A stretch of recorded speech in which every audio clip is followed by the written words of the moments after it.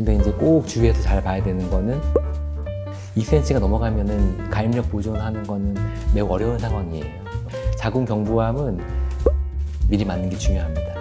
이것이 이제 노벨상도 받았거든요. 네. 근데 자궁 내막암 같은 경우는 아주 밀접한 관련이 있거든요. 그래서 여러분 안녕하세요. 서울경제TV 이금숙 기자입니다. 오늘은 자궁암 명의를 만나뵈러 왔습니다. 자궁암은 좀 트렌드가 변화하고 있는데요. 자궁경부암은 HPV 백신으로 줄고 있고 자궁내막암은 비만이나 서구화된 식습관으로 늘고 있습니다. 오늘은 자궁암 수술 명의 용인 세브란스병원 산부인과 어경진 교수님을 모시고 자궁암에 대해서 알아보겠습니다. 교수님 안녕하세요. 네, 안녕하세요.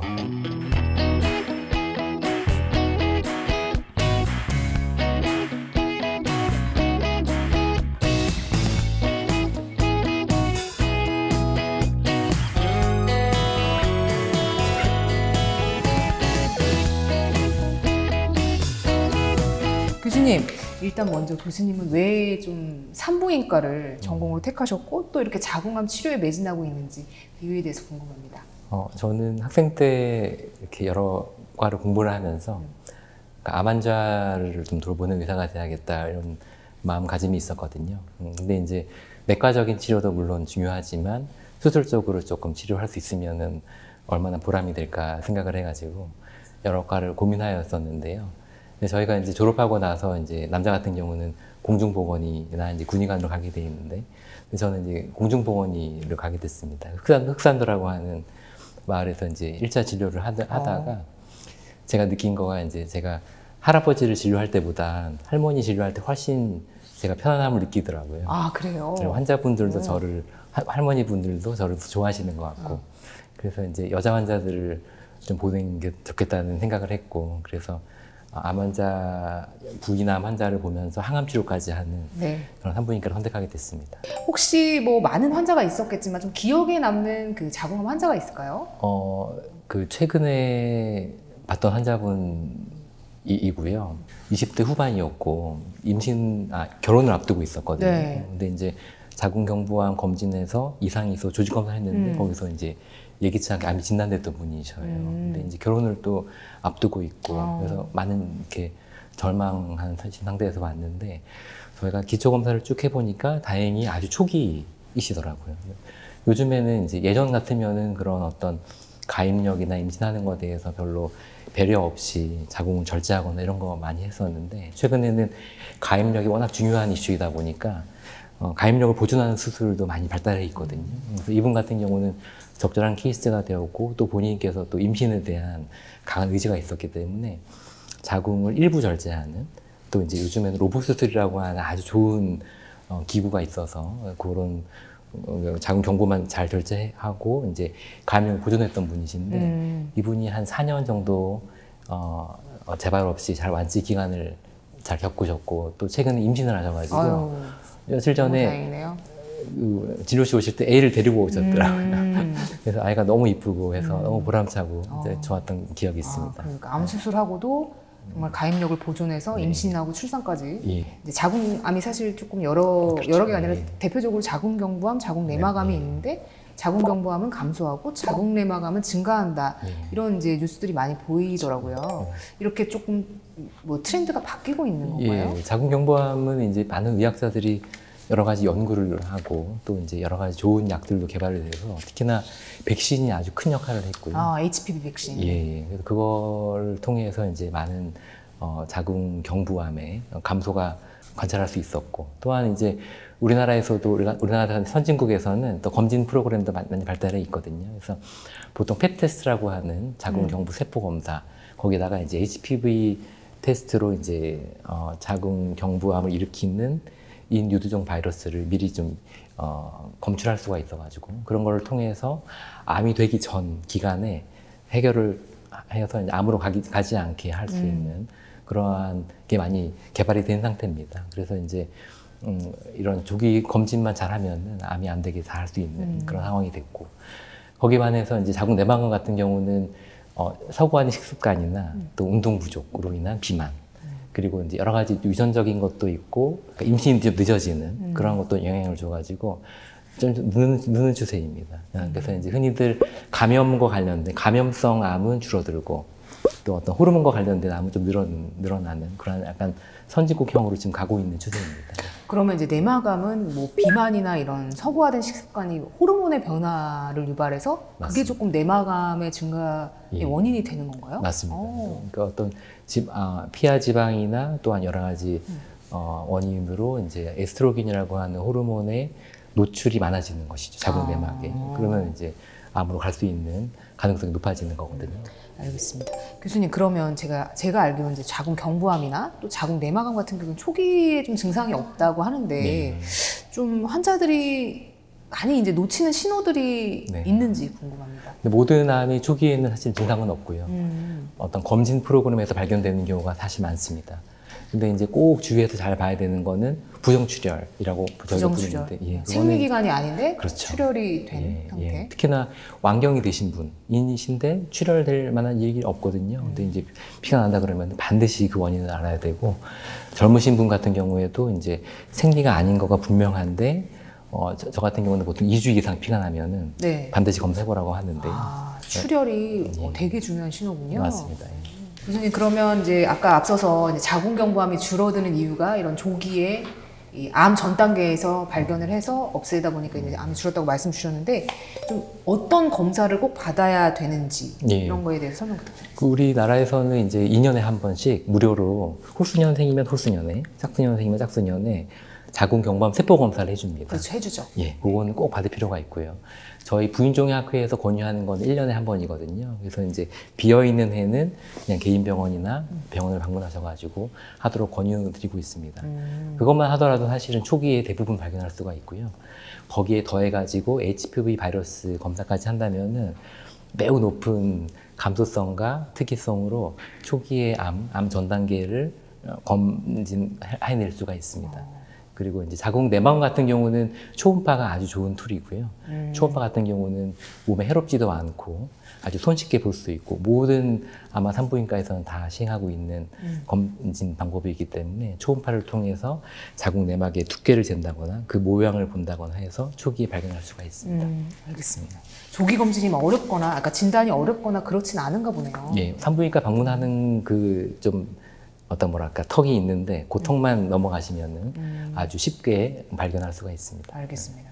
자궁 경부암이나 뭐 자궁 내막암도 최근에 뭐 많이 하고 있는 로봇 수술 같은 최소 침습 수술을 많이 적용하는지 궁금합니다. 자궁 경부암과 내막암이 조금 상황이 다릅니다. 네. 자궁 경부암 같은 경우는 이제 저희가 전통적으로 특히나 한국 의사들이 최소 침습 수술에 대한 자부심이 높아요.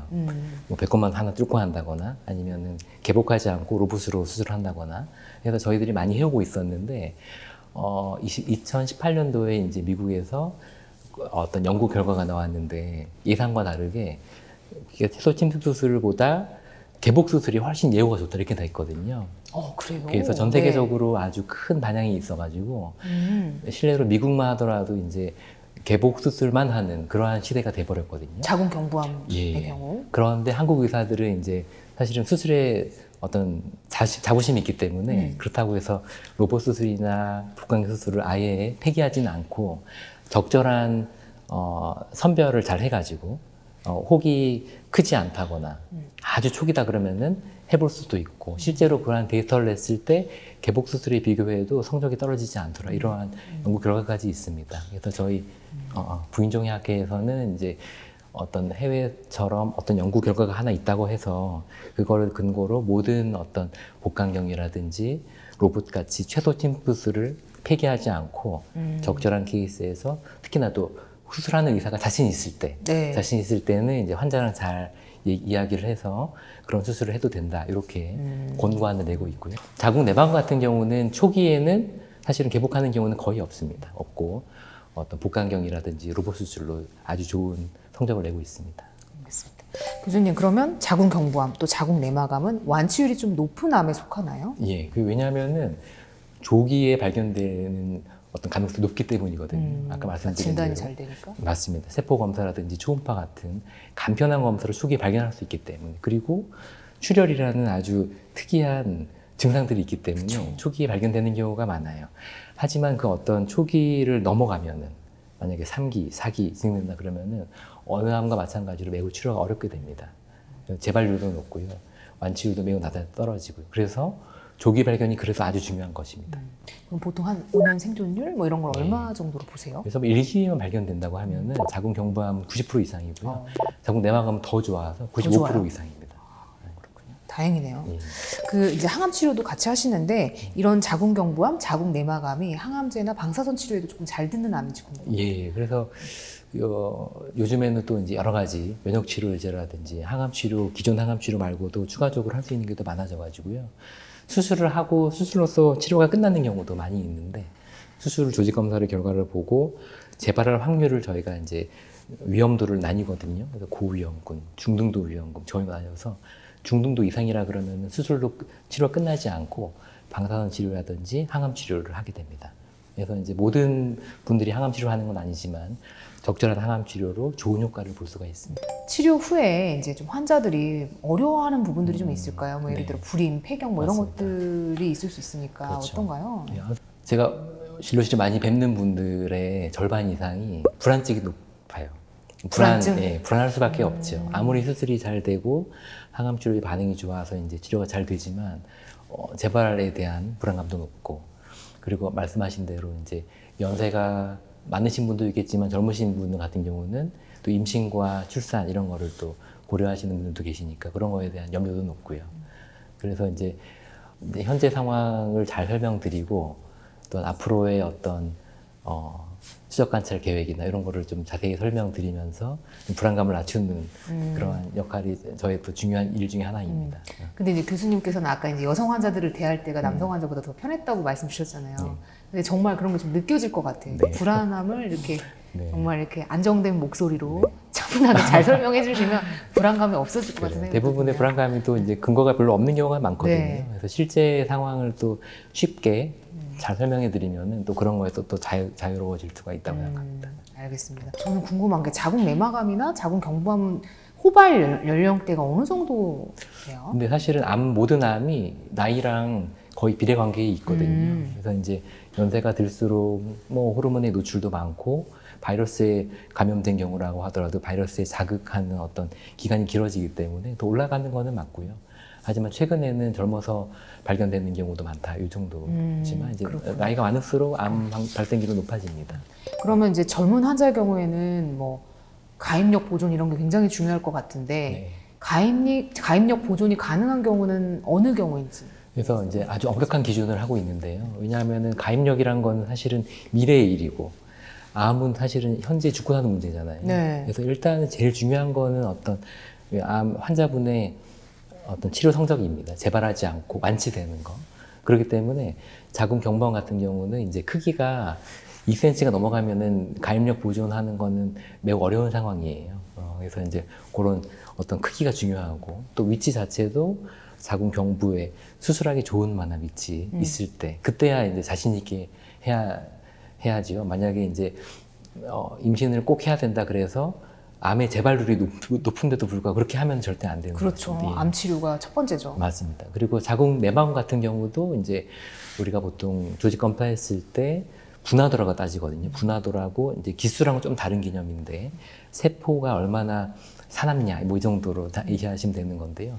그레이드 1, 2, 3 올라갈수록 더 사납다 생각하시면 되는데 그레이드 1에 이제 여러 가지 세포 중에서 자궁 내막 양 가장 흔한 자궁 내막 양 세포일 때 이제 어떤 호르몬 치료로서 자궁을 보존하는 그런 치료를 할 수가 있습니다. 알겠습니다. 네, 교수님 그 자궁암 예방법, 뭐 자궁 경부암, 자궁 내막암 좀 나눠서 뭐 예방법을 얘기해 주실 수 있다면 어떤 게 있을까요? 세 가지만 말씀드리겠습니다. 이게 사실은 자궁 경부암과 자궁 내막암이 아예 다른 질환이기 그쵸. 때문에 조금 다를 수 있는데 대부분 자궁 경부암은 바이러스 때문에 생기는 거기 때문에 바이러스에 대한 백신을 미리 맞는 게 중요합니다. 이것이 이제 노벨상도 받았거든요. 네. 이게 정말 생명을 살릴 수 있는 어떤 의학적 발견이었기 때문에 노벨상이 유일한 또 암 백신, 암 예방 맞습니다. 백신이죠. 맞습니다. 그래서 이제 특히나 어린 시절에 요즘에는 우리나라에서도 국가적으로 해주잖아요. 백신 해줍니다. 네. 남자에게도 해주고 이제 남자에게도 해주죠. 맞습니다. 남자 청소년에게도. 예. 네. 그래서 이제 가급적이면 성경험이 없는 친구들한테 하는 게 좋고 하지만 연세가 있더라도 저희 같은 경우는 이제 요즘에는 9가지 바이러스에 대한 바이러스가 종류가 200가지가 넘거든요. 근데 그 중에서 암과 관련된 몇 가지를 추리고 그 중에 이제 9가지에 대한 항체를 만드는 백신이 가장 최신한 항체이기 때문에 그거 같은 경우는 45세 이전에도 저희가 많이 권유해서 맞히는 편입니다. 그리고 이제 또 자궁 경부암이 이게 좀 관련이 없어 보여도 흡연이랑 관련이 있어요. 네, 바이러스가 있더라도 사실은 모두가 암으로 진행하는 건 아닌데 똑같은 바이러스가 있더라도 어떤 사람은 암으로 진행하는 경우가 있고 어떤 사람은 또 그렇지 않은 경우가 있거든요. 그 차이를 봤을 때 흡연이 아주 큰 역할을 한다고 또 밝혀졌기 때문에 금연하는 것이 또 중요합니다. 또한 3가지는 생활 습관입니다. 사실은. 그래서 자궁 내막암 같은 경우는 비만이랑 아주 밀접한 관련이 있거든요. 그래서 이제 비만하지 않도록 생활 습관을 좀 개선할 필요가 있습니다. 그래서 자궁 경부암에 대한 예방 접종, 그다음에 금연, 그다음에 생활 습관, 적절한 운동. 그게 이제 자궁 내막암 특히 예방하는 데 중요한 비만 맞습니다. 개선. 알겠습니다. 교수님 그러면 HPV 백신은 좀 권장 접종 연령대가 있을까요? 네, 보통 국가에서는 이제 9세에서 13세 사이 청소년 대상으로 2회 그 6개월 간격으로 접종을 했을 때 항체가 잘 생기는 걸로 또 연구 결과가 있어가지고 그 시기에 권유하고 있습니다.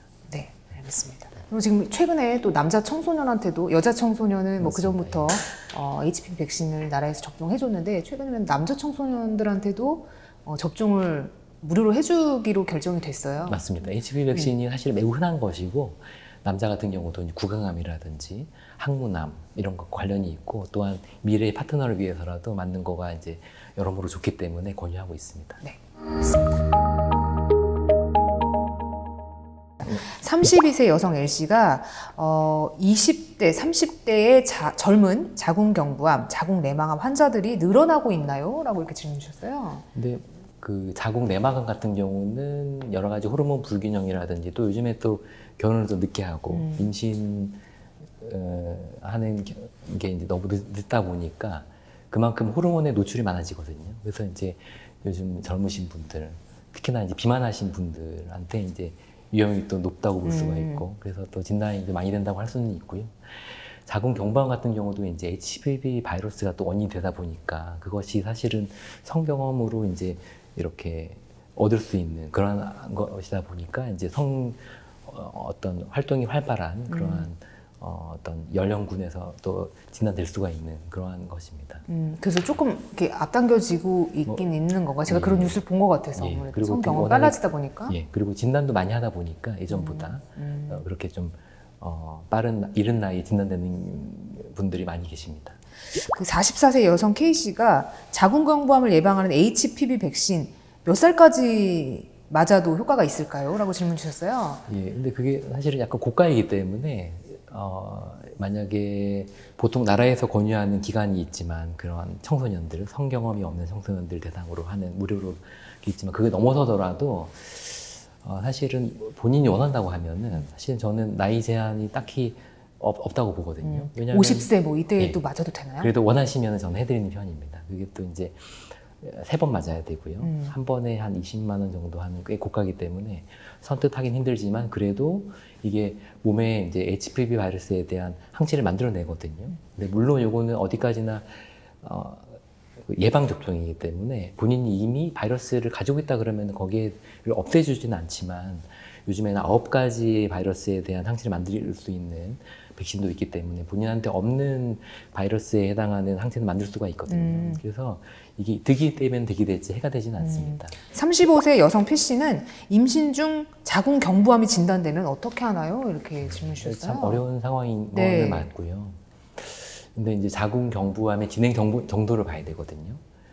매우 초기다 그러면은 자궁경부만 이렇게 떼어내는 걸 할 수가 있어요. 태아는 괜찮나요? 네, 태아가 있는 상황, 근데 이제 위험은 감수를 하는 것입니다. 근데 만약에 조금 진행된 상황이다. 그러면은 이게 결정을 해야 됩니다. 항암 치료를 태아가 있는 상황에서 하는 경우도 있거든요. 그렇게 하고 무사히 또 분만해가지고 또 치료가 잘 되는 경우도 겪었는데, 근데 이제 만약에 더 진행한 경우라 그러면은 치료적으로 유산하는 경우도 있습니다. 아유. 그래서 어떤 진행 상황에 따라서 결정하게 되는데 그거는 많은 고민이 검진과 이제 상당히 필요한 상황입니다. 아이를 낳고 치료를 하면 안 되나요? 근데 이제 또 이제 임신 주수도 중요하거든요. 임신 주수가 24주가 넘어갔다. 그러면은 조금 이르더라도 아기를 출산을 하고 네. 그러면 아기가 살 수 있으니까 아기의 어떤 생명과 이제 산모의 생명까지 다 살릴 수가 있는 상황일 수 있는데 만약에 그러기엔 너무 어린 주수다. 12주, 13주 이러면은 끌기가 만만치 않거든요. 그러다가 또 암이 진행되고 다른 기관으로 전이된다 그러면은 산모의 목숨이 위험해지기 때문에 결정을 해야 되는 상황들이 옵니다. 23세 주 씨가 어머니가 자궁경부암이었는데 저도 영향이 있을까요? 어떻게 예방해야 할까라고 질문 주셨어요. 뭐 좋은 질문이고 많이 듣는 질문인데요. 자궁경부암은 유전되는 암은 아닙니다. 그렇기 때문에 그런 걱정 안 하셔도 되고요. 똑같이 검진 프로그램을 잘 따라 하시고 금연하시고 이러면 이제 충분히 거기서 자유로울 수가 있습니다.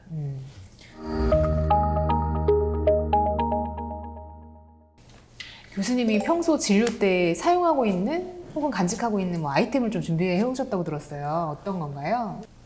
질문 듣고 약간 고민을 해봤는데요. 네. 뭐 특별한 아이템이 있다기보다는 제가 책상 위에 늘 놔두고 틈틈이 하는 게 있어가지고 가지고 와봤습니다. 어떤 건가요? 궁금합니다. 바로 악력기인데요. 악력기 뭔가 좋아 보이는데요? 네. 우리가 흔히 아는 악력기와 네. 달리? 그래서 사실은 산부인과도 마찬가지지만 이제 수술도 하고 환자도 보는 이런 과정 자체가 매우 많은 육체적인 노동을 요합니다. 노동하고 이제 또한 근육도 사용을 많이 해야 되고 특히나 이제 막 밤새 수술하는 경우도 생기고 또 새벽에 또 나와서 환자들을 케어해야 되는 경우도 있기 때문에 제가 막 몸이 약하고 비축된 체력이 없으면은 그만큼 소홀해지거든요. 그래서 저는 환자분한테도 권유하지만 근육량을 유지하는 거를 아주 중요하게 생각합니다. 그래서 이제 틈틈이 이런 악력기로 어떤 근육을 유지하려고. 근데 악력기로는 손밖에 안 되는 것 같아요. 여러 가지 다른 네. 운동도 제가 관심이 많고요. 그래서 악력기라도 쉽게 할 수 있는 그래서 앉아서 할 수 있는 거 고민하다가 악력기를 늘 보이는 곳에 두고 이렇게 하고 있고요. 그래서 이제 어떤 근육량을 유지하고 어떤 체지방을 관리하는 거가 뭐 의사로서 이제 환자분들 대할 때도 이제 조금 더 뭐랄까 여유 있게 할 수 있는 그런 것인 것 같고요. 모든 일이 마찬가지지만 체력이 아주 기본적으로 갖춰져야 된다고 생각합니다. 교수님, 저 마지막으로 이 자궁암, 자궁경부암, 자궁내막암 환자분들에게 한 말씀 부탁드리고 또 이런 자궁암을 걱정하고 있는 일반인들한테도 한 말씀 부탁드리겠습니다. 네, 가장 안타까운 순간이 병이 몸에 문제가 있는 거는 알았는데 바쁘고 또 이제 확인하는 것 자체가 두렵고 또 산부인과 가는 거가 번거롭기도 하고 또 시간도 내야 되고 돈도 들잖아요. 그래서 이제 그런 어떤 아주 골든 타임을 놓쳐서 많이 진행이 돼서 오는 분들을 볼 때가 가장 안타깝습니다. 그래서 이제 산부인과 특히나 젊을 때는 참 방문하기가 어려울 수도 있는데 산부인과 방문을 너무 어려워하지 마시고 가시기 좋은 병원에 가서 이제 1년에 한 번 자궁경부암 검사 그리고 초음파 검사 이거는 반드시 하도록 권유를 드리고 싶습니다. 매년 산부인과만 가도 자궁암 걱정은 안 해도 될 것 같다는 맞습니다. 생각이 드네요. 예. 교수님, 오늘 너무 좋은 말씀 감사드립니다. 네, 고맙습니다. 네, 고맙습니다. 저희는 다음 시간에 더 좋은 건강 이야기로 찾아뵙겠습니다. 고맙습니다. 교수님. 고맙습니다. 네. 좋은 정보만 쏙쏙 잘 네. 말씀해 주시는 네. 유익한 정보들.